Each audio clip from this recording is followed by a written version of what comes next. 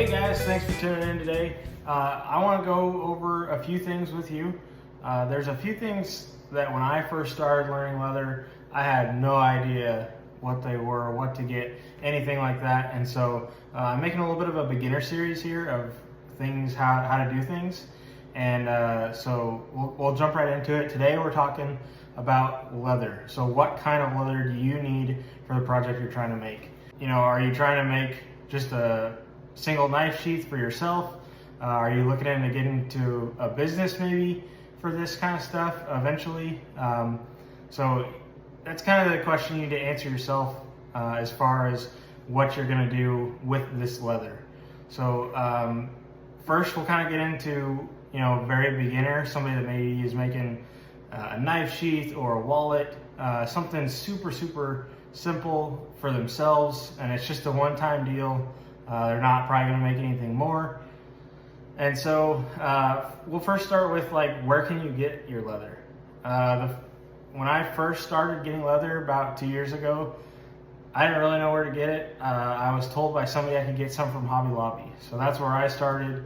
I didn't know anything about the quality of leather I was getting. I didn't know anything about the depth of what leathercraft was. I basically just knew that I wanted to make something and that I could maybe get some stuff from Hobby Lobby to do it. So that's where I started. I think you can get some probably at Michael's too, Hobby Lobby. Any craft store probably has, sells a little bit of leather. So that's for somebody that's like really beginner, somebody that maybe wants to test the waters with leathercraft, but they aren't exactly sure what they're doing yet. That's a great place to start. And they have some tools there at Hobby Lobby too that you can get that are a great beginner set of tools just to kind of get your feet wet and test out what you want. In this video, we're also going to be going over the different grades of leather, and this is for more advanced people, and for about the different weights of leather. So what do you need weight-wise? And I'll explain that a little bit later to make what you're trying to make. So I'll throw some graphics up on the screen here real quick for this next part. But a lot of places that you can get leather from, again, this is for people that are maybe wanting to make a little more than just one thing. There's different places you can get leather, and there's plenty of them. There's the place that I started out at after, you know, the Hobby Lobby stuff it's called Tandy Leather. And they're kind of spread out. I don't know exactly their range or their locations, but in my area, that's what we have. That's what we have close by. So Tandy's a great place to start. You'll notice with all of these different places that they have kind of their own grade of leather that they use. So their own grading system, I guess. Like Tandy, you know, they use letters, but they also have like a select hide or a I think it's called like an economy hide. Again, for all of this, we're using vegetable tan.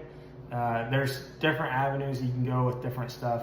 But again, at the beginning here, we're using vegetable tan, which kind of looks something like this. You know, it's that tan color. Once you wet this down, you'll kind of see it's really easy to tool and stuff like that. So, like I said, each place has kind of their own grading system. So Tandy, you know, they use letters. I think Weaver uses letters as well. And they vary, but, you know, they're all very similar in their, you know, and they vary in their own way, but they're fairly similar overall. Most places have, I think grade A is usually, like most places, top stuff.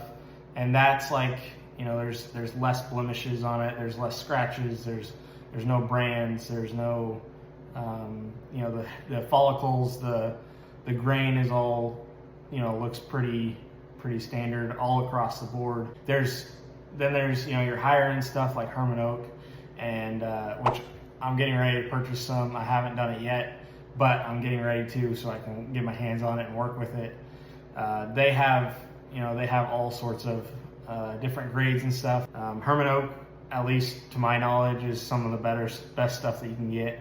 That's what a lot of the professionals use in their shops and stuff, and it just makes high quality stuff that has good grain, and there's not hardly any blemishes on them.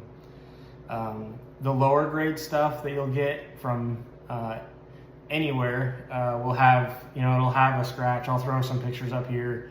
It'll have a scratch on it, that maybe spans a little bit, or it'll have a little hole in it, or sometimes there's even brands on it, which can be kind of cool.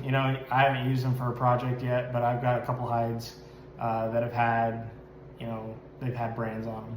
All right, so next we're gonna be talking about the cut of leather that you're gonna buy. So again, there's tons of different cuts.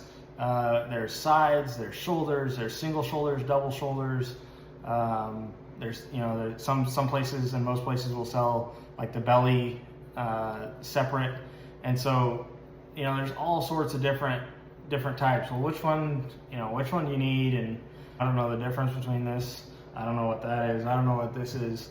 But basically, if you're just making something small, like I said, Hobby Lobby, I don't know what Hobby Lobby has. Maybe like a single or a double shoulder, maybe.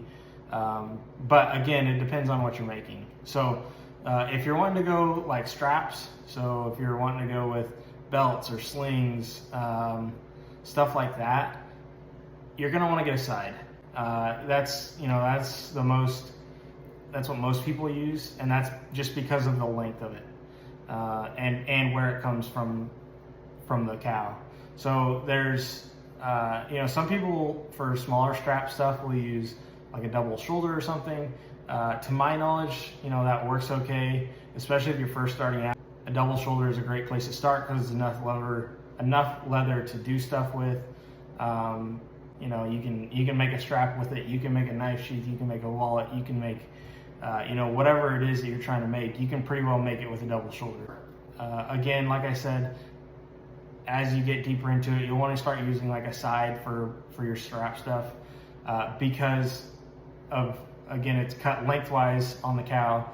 You'll kind of start to learn that over the different parts of the hide or the grain is tighter or looser. Again, so with your strap stuff, the tighter grain is up towards the back of the cow, or of the hide. So that's where your belts and stuff are going to come from, and that's to prevent stretching. The tighter that grain is, then the less that it will stretch over time is the idea behind it. All right, and last but certainly not least, we're going to be talking about the weight of the leather that you have. Again, I don't remember exactly what Hobby Lobby has. I would say that probably their stuff is around like 5 to 6 ounce. Maybe 4 to 6 ounce, somewhere in there. So again, it depends on what you're trying to make. With belts and stuff, you can maybe get by putting 2 of those together. If you're wanting to get into it for real, you'll probably want to go a little heavier on your belts. I personally use 8-9 ounce for the main part of the belt, and then for the lining on the back, I use 3-4 ounce. So again, you'll kind of catch on what this stuff means over time. But the heavier the ounce, the stronger it is. So if you're trying to make a pistol holster, you probably don't want to go light on that. So personally, I use 9-10 ounce, and obviously there's 2 of them, so that holster is about 20 ounces combined. So again, your knife sheath could be probably anywhere 5, 6, 7, 8 ounce is probably what I'd use for a knife sheath, just so that it holds up strong.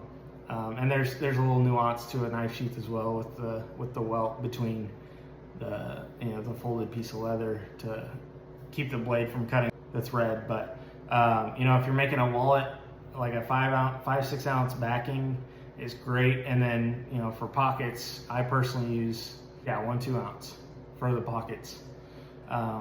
So some projects require multiple different weights of leather. So all in all, it just really depends on what you're trying to make. But just know that there are differences between the weights of leather. I don't know I know that other places use millimeters. I don't know what the conversion is. I'm sure you can find something online. There's also a really good graphic that I'll throw up on the screen right now that has a graphic of like what, I don't know who it is, but somebody recommends for each, something that you're making. So it has a list of like sheaths and, handbags and wallets and purses. If you're making a strap for like a camera or whatever, it's got recommendations for what to use on all of that. And I'll throw that up on the screen because I found that to be really helpful. Again, when I first started doing this stuff, like I had no idea what I was doing. I didn't know anybody that did leather crafts at the time. So I was completely in the dark. Everything I looked up was on YouTube. And, even that was kind of like, I couldn't find exactly what I wanted to do. So that's kind of the purpose of this series of videos, is to help you understand the process of leather and how to go about it in a way that will help set you up for success. Thanks for watching, and if you like this video, let me know, and I'll continue on this series. I think it could be really helpful for you at home, people that are very new to this, that have no idea what they're doing and don't have anybody that they can go to talk to, just because it's such a nuanced thing that it can be really hard to know what to do and what to get and what do you need, what do you not need. Anyway, thanks for watching, and we'll catch you on the next one.